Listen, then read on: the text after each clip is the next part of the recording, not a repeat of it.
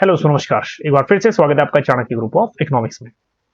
UGC net economics दिसंबर 2025 के question paper को detail में एनालिसिस हम लोग कर रहे हैं। सीरीज का यह है पार्ट 3 और इसमें हम डिस्कस करेंगे दो सब्जेक्ट, दैट मींस दो यूनिट्स, एक ग्रोथ एंड डेवलपमेंट के 8 क्वेश्चंस और उसके बाद डिस्कस करेंगे इंटरनेशनल ट्रेड के 6 क्वेश्चंस।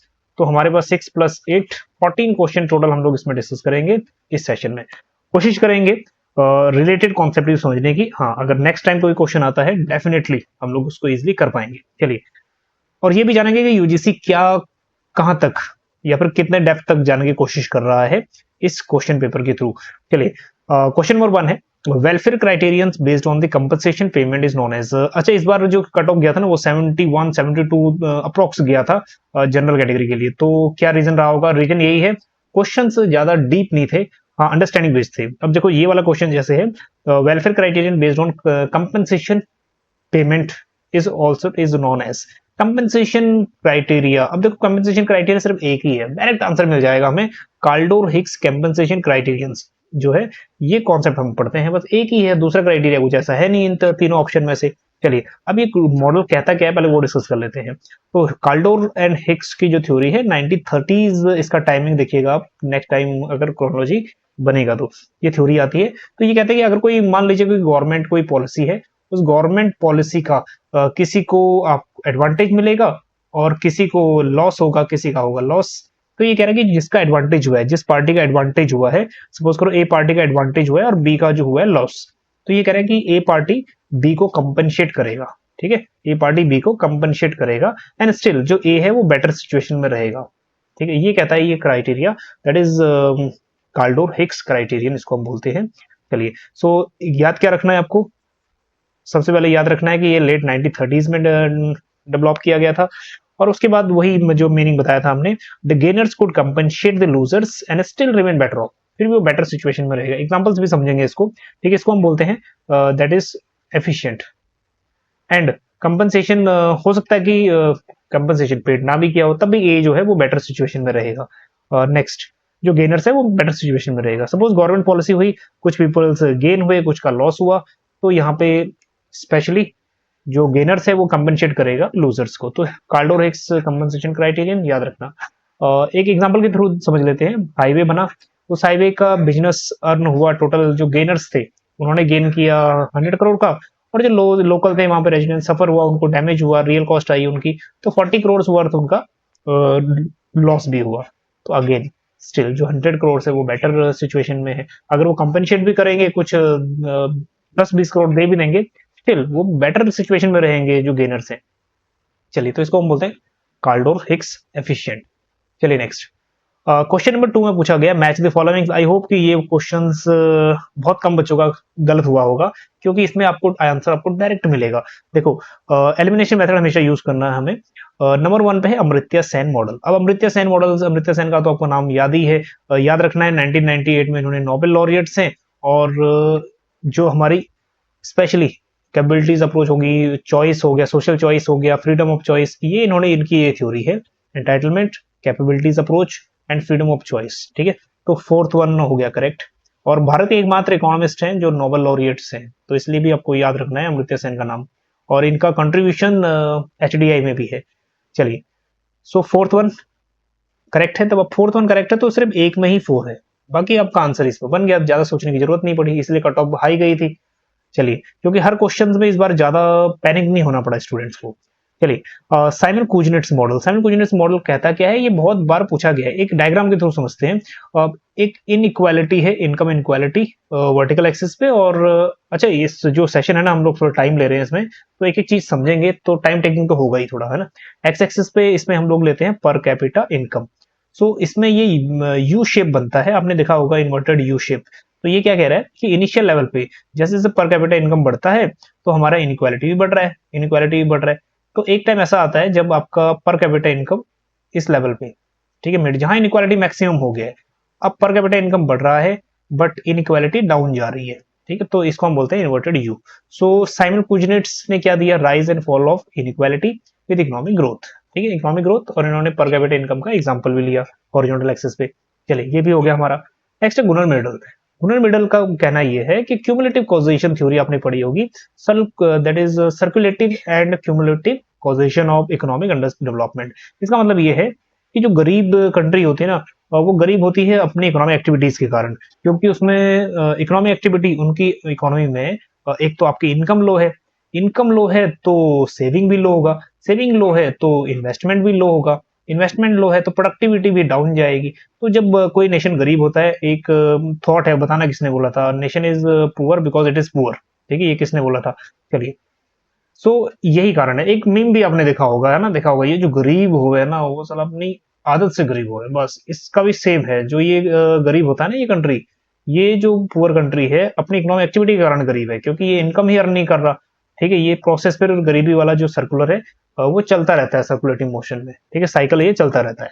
चलिए, और नेक्स्ट पॉल क्रूगमैन का थ्योरी है geographic pattern and economic development. अब इनका कहना यह है कि एक इकोनॉमिक एक्टिविटी है, एक इकोनॉमिक हब है। इकोनॉमिक हब ये है, इससे जितने भी नियर अबाउट रहेंगे एरियाज, वहां कॉस्ट कम होगा, और जितने भी फार एरियाज होंगे, जब बी कंट्री है तो यहाँ पे कॉस्ट बढ़ जाएगा इनका। तो इनका कहना यह है कि इकोनॉमिक एरिया से, जहाँ पे इकोनॉमिक हब है, जहाँ पे मैन्युफैक्चरिंग हो रहा है, वहां से अगर मार्केट नजदीक है तो इकोनॉमिक कॉस्ट कम आएगा, और मार्केट आपकी बहुत दूर हो गई है तो वहां पे कॉस्ट ज्यादा आएगी। ठीक है, ट्रेड आपका, ट्रांसपोर्टेशन कॉस्ट बढ़ेगा।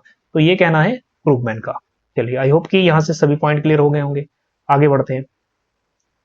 चलिए, इसका स्क्रीनशॉट भी ले लीजिएगा आप। हिंदी में मैंने समझा दिया है तो बहुत इजी है, इसको इंग्लिश हिंदी मीडियम वालों के लिए ज्यादा प्रॉब्लम नहीं आएगी। चलिए, थर्ड क्वेश्चन में पूछा गया है द बिग पुश थ्योरी। सबसे पहले तो ये है कि big push theory given by home, ये क्वेश्चन बहुत बार पूछ चुका है। अब रोडान ने ये जो थ्योरी दी थी वो बेस्ड किसके ऊपर बेस्ड है? ठीक है, चलिए एनालिसिस करते हैं। अनबैलेंस ग्रोथ थ्योरी, ये हिर्शमैन की थ्योरी है। अनबैलेंस तो ये तो है नहीं। Big push balance growth theory को प्रमोट करता है, या फिर वो रिलेटेड है बैलेंस ग्रोथ थ्योरी के। तो बैलेंस ग्रोथ थ्योरी रिलेटेड आपका minimum critical minimum effort theory, Leibenstein और नेल्सन की theory, low level equilibrium trap theory, उससे मिलती जुलती है। ठीक है, तो कार्लडोर का भी लेना देना नहीं है यहाँ पे, हेरोड का भी लेना देना नहीं है, knife edge equilibrium. So correct answer हमारा यहाँ है, it is related to low level equilibrium trap and critical minimum effort. ठीक है, दैट आंसर मिल गया। अब एक एक करके इनका एनालिसिस करते हैं। तो बिग पुश थ्योरी, सबसे पहली बात तो ये है कि रोसेनस्टीन रोडान की थ्योरी है, ये पहले भी पूछ चुका है। ठीक है, रोडान ने थ्योरी दी है। नाउ नेक्स्ट, अनडेवलप्ड कंट्रीज क्या करती हैं, वो एक लो लेवल इक्विलिब्रियम ट्रैप में फंस जाती हैं। दैट मींस लो इनकम है, लो सेविंग है, लो इन्वेस्टमेंट है, लो अगेन लो इनकम है। तो ये सर्कुलर मोशन चलता रहता है, जैसे अभी हमने सर्कुलर क्यूमुलेटिव सर्कुलर थ्योरी का पोर्शन किया था। चलिए, so it is to break this cycle, इस साइकिल को ब्रेक करने के लिए एक लार्ज स्केल या फिर एक लार्ज डोज चाहिए होगा इन्वेस्टमेंट का, बिग पुश जिसको हम बोलते हैं। लार्ज स्केल इन्वेस्टमेंट चाहिए, needed across many of the sectors at once. ठीक, एंड ये लिंक है लो लेवल इक्विलिब्रियम ट्रैप के और क्रिटिकल मिनिमम एफर्ट लेवेंस्टाइन का जो थ्योरी है उससे। हाँ, अनबैलेंस ग्रोथ थ्योरी से हिर्शमैन जुड़ा हुआ है, और ये अपोजिट, ये अनबैलेंस अपोजिट डायरेक्शन में काम करता है। कार्लडोर जो है वो ग्रोथ प्रोडक्टिविटी से जुड़ा हुआ है। हेरोड इंस्टेबिलिटी से जुड़ा हुआ है, सेविंग इन्वेस्टमेंट रेशियो वगैरह से, कैपिटल आउटपुट रेशियो। तो ये भी नहीं है, आंसर 2 इज करेक्ट। चलिए, फोर्थ में पूछा गया है the main feature of embodied technical feature. याद रखना, ये एम्बॉडीड और डिसएम्बॉडीड टेक्निकल, इसमें सोलो का ये मेन नाम है। 1956 टू 1960s में ये थ्योरीज आती हैं, एम्बॉडीड एंड डिसएम्बॉडीड। ठीक है, इस ईयर को याद रखना, 1956 टू 60s के बीच में। अब एम्बॉडीड का मतलब क्या होता है? एम्बॉडीड टेक्निकल प्रोग्रेस वो है जब हमने आउटपुट करना है, मतलब that means output, that is Q, output बढ़ाना है, तो आउटपुट के लिए हम लोग नया इन्वेस्ट करेंगे। ठीक है, जब हम नया इन्वेस्ट करेंगे तो ही आउटपुट बढ़ेगा, नया इन्वेस्ट करेंगे तो आउटपुट बढ़ेगा। ठीक है, तो इसको हम बोलते हैं एम्बॉडेड। और अगर हम लोग आउटपुट बढ़ाना है, आउटपुट बढ़ाने के लिए हम लोग न्यू मशीनरी नहीं, इसमें हम लोग सिर्फ इंप्रूवमेंट करेंगे, या फिर इसको सिर्फ एक ऐसा है, नया इन्वेस्टमेंट की जरूरत नहीं है, सिर्फ इसको हम रिप्लेस कर देंगे या फिर इसको हम करेक्ट कर देंगे। एक मशीनरी है जिसको हम लोगों ने क्या किया, उसको ठीक कर दिया, रिपेयर कर दिया। ठीक, तो रिपेयर कर दिया, सो दैट मीन्स ये आउटपुट बढ़ा देगी। ठीक है, और उसको हम बोलते हैं डिसएम्बॉडेड। एम्बॉडेड का मतलब ये है कि आउटपुट तभी बढ़ेगा जब हम इन्वेस्ट करेंगे नई मशीनरी में। ठीक, और हाँ, और डिसएम्बॉडेड का मतलब ये है कि अगर आपने मशीन को ठीक भी कर दिया, रिपेयर भी कर दिया, तब भी वो आपकी आउटपुट को बढ़ा देगी। ठीक, तो एम्बॉडेड कहने का मतलब ये है technical improvement that can only be introduced into the productive system by new investment is embodied progress. ठीक है, तो सेकंड ऑप्शन हमारा सही हो गया। ठीक, और कहीं जाने की जरूरत नहीं है। चलिए, तो एम्बॉडेड, यहाँ पे हमने नई मशीनरी लगाई है, कैपिटल गुड्स यूज किए हैं और इन्वेस्ट किया हमने नई मशीनरी इक्विपमेंट्स में। डिसएम्बॉडेड का मतलब ये है that type of technical progress improvement that does not requires new machines और कैपिटल। आपको नई मशीन, नए इन्वेस्टमेंट की जरूरत नहीं है। ठीक है, तो ये प्रोडक्शन बढ़ा सकता है विदाउट एडिशनल इन्वेस्टमेंट इन, विदाउट न्यू एडिशनल इन्वेस्टमेंट। ठीक, चलिए फिफ्थ क्वेश्चन इसमें देखते हैं। The basic proposition of new classical growth model. Solo समान मॉडल आपने देखा होगा, एक्सोजीनियस ग्रोथ मॉडल्स, बस वही मॉडल है। याद रखना, जहां भी न्यू क्लासिकल मॉडल आएगा, सोलो समान मॉडल की अजम्पशन यहाँ पे अप्लाई होंगी। तो प्रोपोजिशन वही अजम्पशन ही पूछ रहा है ये।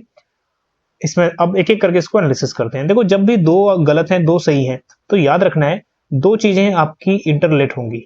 ठीक, उन दोनों में से चांसेस ये रहेगा ज्यादातर टाइम कि एक ऑप्शन गलत हो। अब जैसे ए एंड बी इंटरलेट है, जैसे देखो, the growth of output depends on the rate of growth of labour productivity. अब सोलो समान मॉडल क्या कहता है, जो ग्रोथ ऑफ आउटपुट है ना, ये लेबर प्रोडक्टिविटी पे डिपेंड करता है। ठीक है, ये अजम्पशन इसकी पहले भी पूछी जा चुकी है, कोई नई बात नहीं है। ये output population that is labour productivity पे डिपेंड करेगा। ठीक है, तो ये सही है। अब दूसरा इसी का ही दूसरा ही रिलेटेड है बिल्कुल भी, कि growth of output depends on the level of per capita income. ठीक है, या तो ए होगा या बी होगा। ठीक, तो यहाँ पे पर कैपिटा इनकम पे ये डिपेंड नहीं करता, डिपेंड करता है लेबर प्रोडक्टिविटी के ऊपर। तो बी है गलत, तो इसीलिए यहाँ ए में आपका आंसर निकल जाएगा। देखो, बी तो सही नहीं है, तो जो बी नहीं होगा वो हट जाएगा।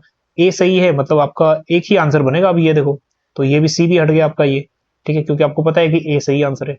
चलिए, उसके बाद फिर भी आगे बढ़ना ही है हमें।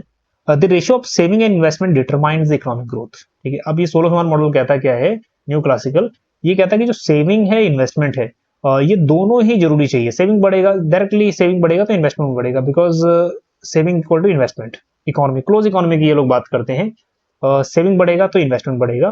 ठीक है, तो आउटपुट ग्रोथ भी, इकोनॉमिक ग्रोथ भी होगा आपका, तो ये भी सही है, सी। ठीक है, D, only investment determines growth. Economic growth कह रहा है कि सिर्फ इन्वेस्टमेंट की बढ़ने से आएगा, कह रहे ये भी नहीं है, इन्वेस्टमेंट एंड सेविंग दोनों की वजह से आएगा। तो ए एंड सी करेक्ट है।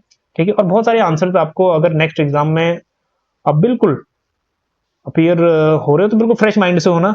बहुत सारे आंसर्स आपके वैसे ही आ जाएंगे अगर आपका माइंड बिल्कुल आपका माइंड ऐसा है कि बर्डन में नहीं है, तो आप इजिली आंसर दे दोगे। अगर बर्डन है, माइंड आपका बिल्कुल एक जगह नहीं रह रहा, तो चांसेस ये होते हैं कि आंसर आपका गलत हो।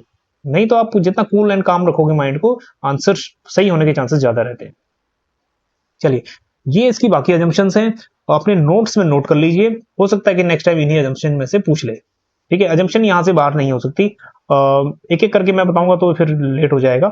ठीक है, तो वही टू फैक्टर प्रोडक्शन है, लेबर एंड कैपिटल्स। ठीक है, डिमिनिशिंग रिटर्न्स टू कैपिटल है। Next constant return to scale है, एक्सोजीनियस कैपिटल प्रोग्रेस।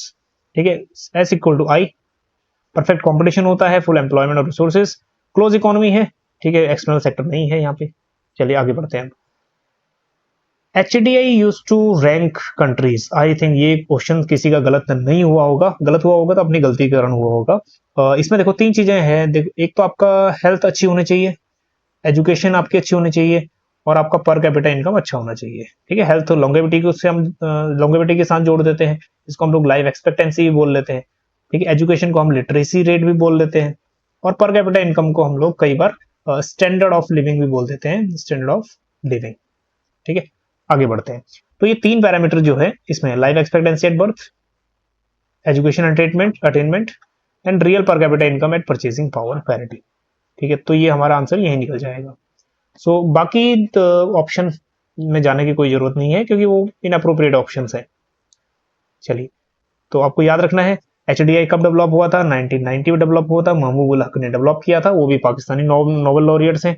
और नेक्स्ट, हाँ, इसमें अमृता सेन का भी इसमें योगदान माना जाता है, Indian economist. So health, education and standard of living, तीन पैरामीटर्स हैं। 2025 की रैंक और इंडियन जो नेबर्स, इंडिया की नेबर कंट्रीज हैं, वो भी देख लो कई बार। 2025 में रिपोर्ट आई है, 2023 का डाटा इसमें यूज हुआ।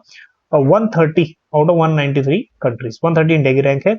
हाँ, HDI वैल्यू जो इंडिया के ना, मीडियम ह्यूमन डेवलपमेंट है, 0.685 है वैल्यू, तो ये भी बहुत जरूरी है। India neighbouring, China 78, Sri Lanka 89, Bhutan 125 हमसे आगे, इंडियन बांग्लादेश क्लैश हुआ है। अभी EMRS वगैरह का एग्जाम हुआ था, उसमें भी ये क्वेश्चन बना था, ये वाला ये शायद KBS NVS में क्वेश्चन बना था यही वाला। ठीक है, इंडिया एंड बांग्लादेश में टाई हुआ है।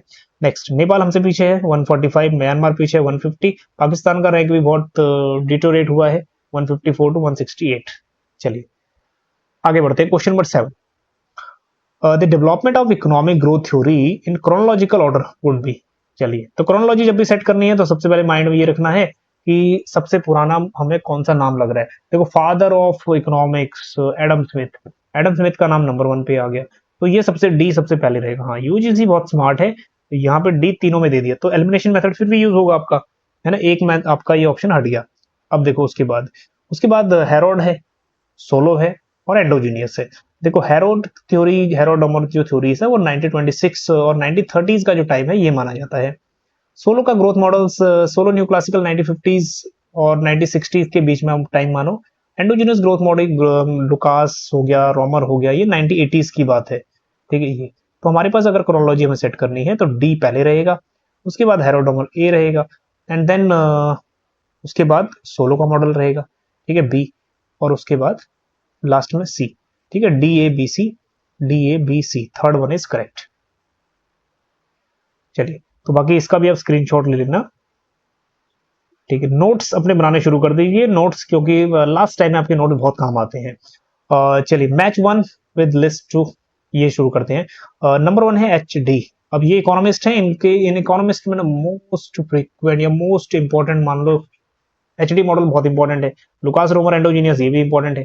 ठीक, HD मॉडल किसकी बात करता है? ये बात करता है इन्वेस्टमेंट की। इन्वेस्टमेंट दो चीजें कर सकता है, इन्वेस्टमेंट आपकी इनकम बढ़ा सकता है, ठीक है, और इन्वेस्टमेंट आपकी प्रोडक्टिविटी बढ़ा सकता है। हालांकि दैट इज प्रोडक्टिविटी बढ़ा सकता है। सो हालांकि क्लासिकल इकोनॉमिस्ट क्या कहते हैं कि इन्वेस्टमेंट आपकी प्रोडक्टिविटी बढ़ाएगा, केंज कहते थे इन्वेस्टमेंट आपकी इनकम बढ़ाएगा। हाँ, HD बहुत स्मार्ट निकला, हेरोडोमर स्मार्ट निकले, उन्होंने बोला नहीं नहीं ऐसा करेगा, इन्वेस्टमेंट दोनों ही बढ़ाएगा, इनकम भी और प्रोडक्टिविटी भी। तो इसलिए investment as a double edged sword है, जो आपकी प्रोडक्टिविटी भी और इनकम भी बढ़ाएगा। ठीक है, तो थर्ड हो गया। एलिमिनेशन मेथड यूज करेंगे तो हाँ, यहाँ सिर्फ एक ही ऑप्शन में थर्ड पहले है, तो max of the maximum students के इस बार ये आंसर्स लिस्ट वाले सही हुए होंगे। चलिए, Lucas and Romer's endogenous growth model से, तो इसमें क्या होता है, capital output ratio is constant. Arthur Lewis की टू सेक्टर इकोनॉमी, एक है आपका dual capitalist economy that is capitalist sector, और एक है agriculture sector, non capitalist sector. ठीक है, तो सरप्लस लेबर कहाँ मिलता है, ये भी क्वेश्चन बन सकता है। सरप्लस लेबर कहाँ, कैपिटलिस्ट में या फिर नॉन कैपिटलिस्ट में? तो एग्रीकल्चर सेक्टर जो है नॉन कैपिटलिस्ट, इसमें सरप्लस लेबर होता है। ठीक है, सरप्लस लेबर क्या होता है कि जिसकी मार्जिनल प्रोडक्टिविटी ऑफ लेबर होती है 0। ये क्वेश्चन पूछ चुका है।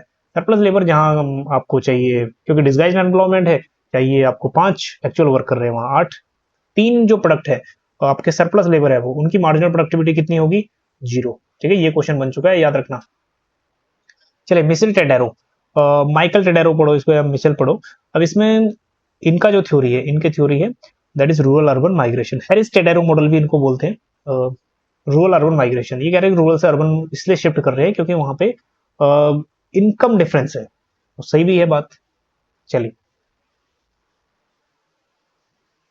इंटरनेशनल ट्रेड से 6 क्वेश्चन हैं तो देख लेते हैं। नंबर 1 पे है salmon war was between, salmon war was between. इसमें ना गूगल में बहुत सारे, देखो इस टाइप का क्वेश्चन आया पहली बार, इस टाइप का क्वेश्चन इंटरनेशनल ट्रेड से पूछा नहीं गया था। तो ये वाला जो राइट आंसर है एक्चुअल वो है Norway and Scotland. Aqua life के ऊपर इनका ये वॉर है, झगड़ा है, specially Norway Scotland that is with in UK, और कई जगह हमें यूके एंड फ्रांस भी देखने को मिल रहा था। So over salmon fishing, fishing rights के ऊपर है, एक्वाकल्चर प्रैक्टिसेस के ऊपर है, protection of white salmon stocks. तो जाहिर सी बात है कि ये एक्वाकल्चर के ऊपर, जो मरीन लाइफ है या फिशिंग है राइट्स, उसके ऊपर लड़ाई है, that is Norway and Scotland की। नेक्स्ट, अब हमारे पास जो क्वेश्चन है ये अंडरस्टैंडिंग बेस्ड है, इसमें आपकी अंडरस्टैंडिंग बिल्कुल यूज हुई होगी।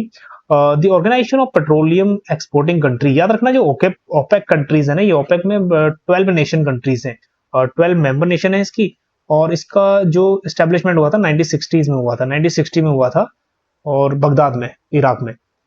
नेक्स्ट, अब ये कह रहा है OPEC has failed to maintain high price. आजकल ईरान, इराक, कुवैत, लीबिया वगैरह इसमें मेन कंट्रीज हैं, तो ईरान में आजकल क्राइसिस चल रहे हैं, तो ये फेल्ड हो गया, कह रहा है कि हाई प्राइस सेट करने के लिए petroleum products in the long run, और लॉन्ग रन में ये हाई प्राइस नहीं रख सकता, ओपेक हाई प्राइस नहीं रख सकता, बिल्कुल सही बात है, क्योंकि ओपेक के साथ साथ ये 12 नेशंस हैं, इसके साथ और भी तो ऑयल प्रोड्यूसिंग नेशंस हैं, ठीक है, जैसे यूएसए शेल ऑयल प्रोड्यूस कर रहा है, ऑल्टरनेटिव ऑयल प्रोड्यूस कर रहा है, तो अगर ये हाई प्राइस रखेंगे तो लॉन्ग रन में हो सकता है कि क्वांटिटी डिमांड डाउन चला जाए इन कंट्रीज की, तो इसलिए ये क्या करते हैं, हाई प्राइस सेट नहीं करते, ठीक है। नेक्स्ट, क्या रीजन हो सकता है इसका, रीजन कह रहा है इसलिए the petroleum product both the demand and the supply are inelastic in the long run. अब याद रखना कि ये कह रहा है कि इनकी डिमांड और सप्लाई इनलास्टिक होती है लॉन्ग रन में। देखो शॉर्ट रन में डिमांड एंड सप्लाई इनलास्टिक होती है, इसका मतलब क्या है कि आपके पास सप्लाई इतनी जल्दी बढ़ भी नहीं सकती, ठीक, और जो आपके ड्रिलिंग मशीन्स है वो तो लिमिटेड ही है, एकदम से नहीं बढ़ा सकते हो आप, और वहीं जो आपके डिमांड पैटर्न है वो तो वही चलता रहेगा, एकदम से आप ये भी नहीं चेंज कर सकते। अगर आपके पास कार है तो एकदम से आप पेट्रोल, ऐसा तो नहीं कि ईवी कार एकदम से सडनली ले लोगे, उसमें भी टाइम चाहिए आपको, तो इसलिए इनलास्टिक होती है शॉर्ट रन में। हाँ, लॉन्ग रन में ये इलास्टिक होती है, याद रखना, लॉन्ग रन में इलास्टिक है। हाँ, लॉन्ग रन में कंज्यूमर के पास जो डिमांड है, कंज्यूमर की डिमांड भी चेंज हो सकती है, हो सकता है कि वो ईवी में शिफ्ट हो जाए लॉन्ग रन में, और यहाँ भी पॉसिबिलिटी है कि पेट्रोलियम प्रोडक्ट का भी लॉन्ग रन में एक सब्सटीट्यूट आ जाए, तो सप्लाई में भी इफेक्ट आएगा। चलिए, तो यहाँ पे लॉन्ग रन में इनलास्टिक की जगह इलास्टिक होना चाहिए, तो ये हो गया गलत, तो असर्शन हो गया सही और रीजन हो गया इसका गलत, ठीक है, थर्ड ऑप्शन इज करेक्ट।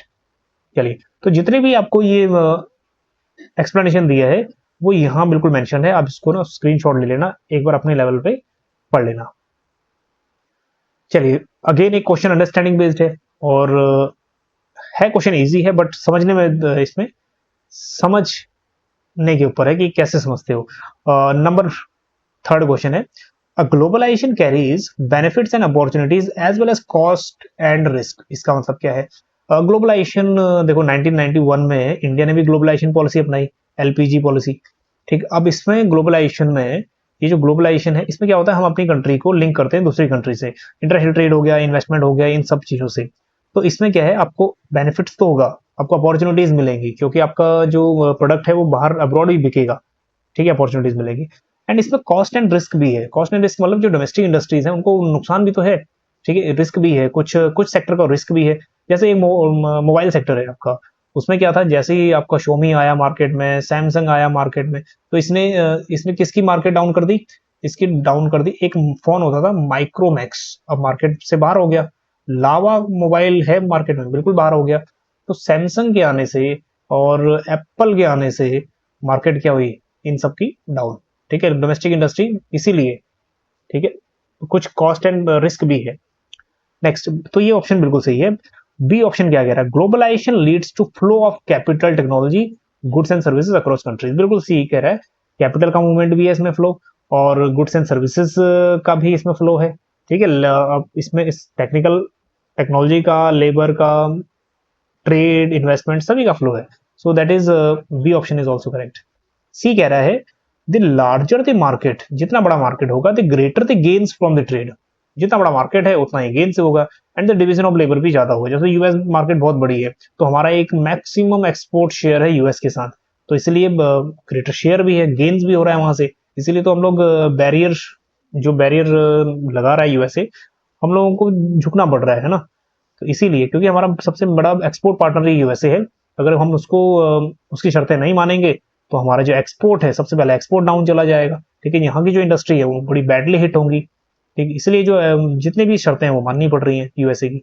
चलिए, so it is division of labour भी होगा, ठीक है, डिवीजन ऑफ लेबर, हाँ जी, एक बार ये भी है कि कॉन्सेप्ट किसका है, ठीक है, एडम स्मिथ ने ही दिया था।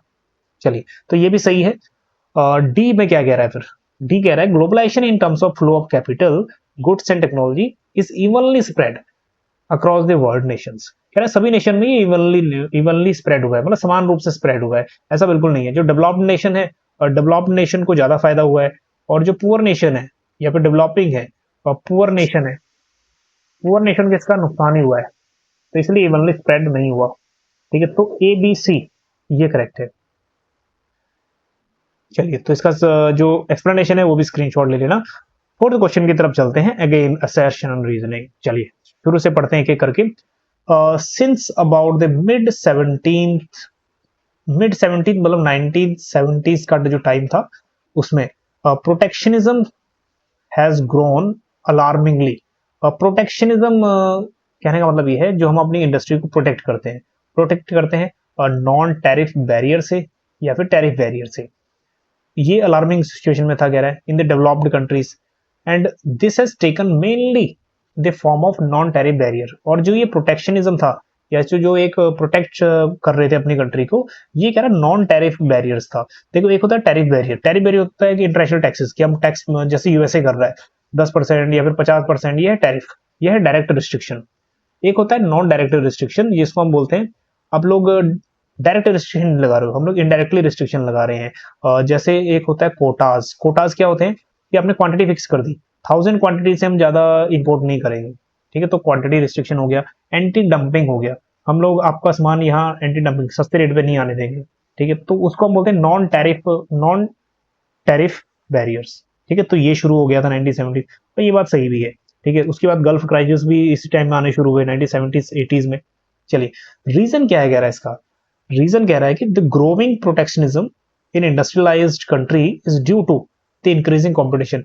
अच्छा, क्या प्रोटेक्ट जितने भी नेशन हैं जैसे यूएसए है वो अपने आप को प्रोटेक्ट कर रही है, क्या इसलिए प्रोटेक्ट कर रही है कि यहाँ पे इंडस्ट्री जो इंडस्ट्रियलाइज्ड कंट्रीज हैं, growing industrialised country, specially India, ठीक है, इंडिया हो गया, एशिया में चाइना भी है, पाकिस्तान भी है, increasing competition from developing and south east Asian nation. अब साउथ ईस्ट एशियन में ना ये कंट्री आ गया, इंडिया पाकिस्तान आ गया, खैर डेवलपिंग दो डेवलपिंग नेशन में ही आ गए।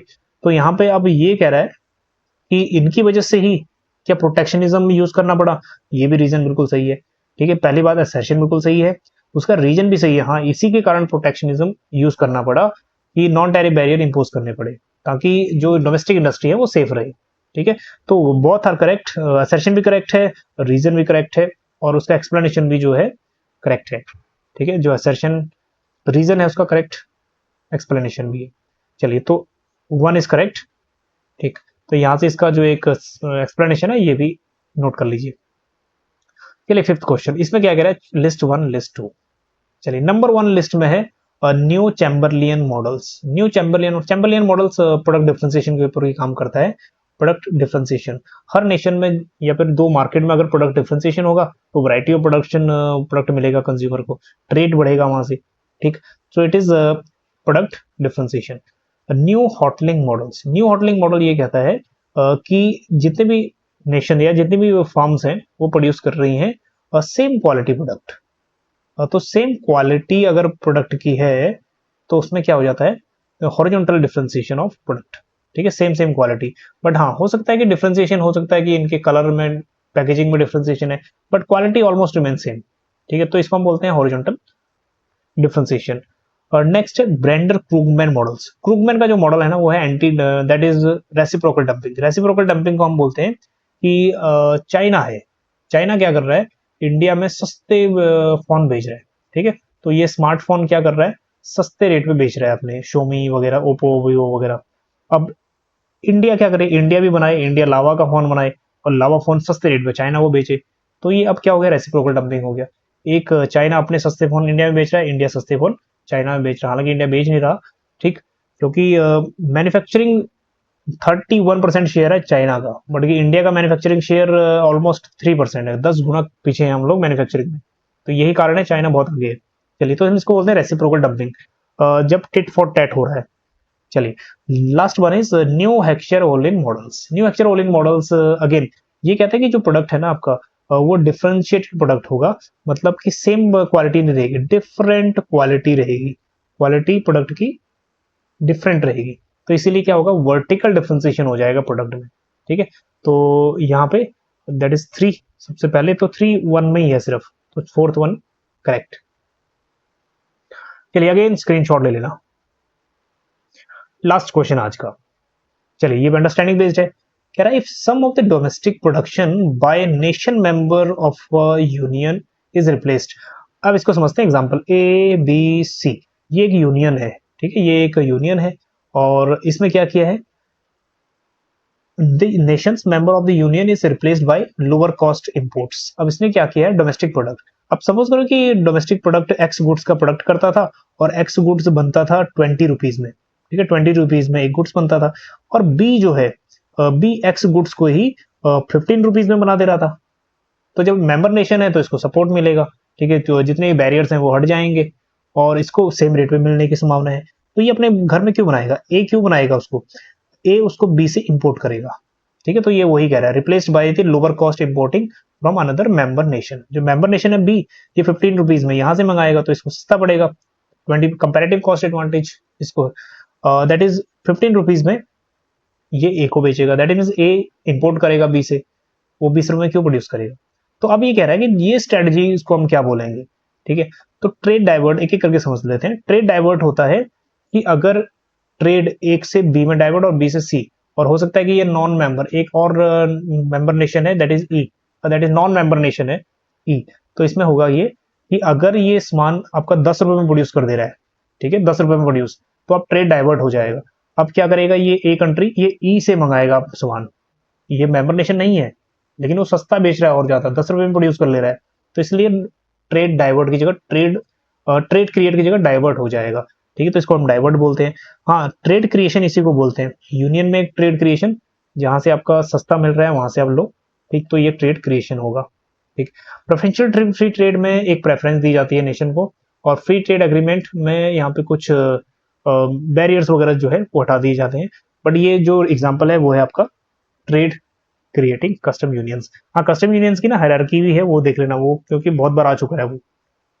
चलिए, जिसमें इकोनॉमिक इंटीग्रेशन सबसे लास्ट में है। चलिए, तो इसका भी एक स्क्रीनशॉट ले लेना लास्ट में। वही हाई कॉस्ट डोमेस्टिक प्रोडक्शन है तो रिप्लेस करेगा लोअर कॉस्ट से, ठीक है। तो ट्रेड हमारा क्रिएट होगा। और trade creation and trade divergent किसने दी थी, और जैकब वाइनर की थ्योरी है, याद रखना, जैकब वाइनर की theory. Trade creation and trade divergent, trade divert भी होता है, ट्रेड क्रिएट भी होता है। चलिए, तो आज का सेशन यही खत्म करते हैं, और पार्ट 4 में हम डिस्कस करेंगे। अब हमारे पास रह गया है पब्लिक फाइनेंस, इन्वायरमेंटल इकोनॉमिक्स और मैथमेटिकल इकोनॉमिक्स, और उसके बाद इकोनोमेट्रिक स्टैटिस्टिक्स। चलिए, मिलते हैं आपको नेक्स्ट सेशन में। Thank you so much.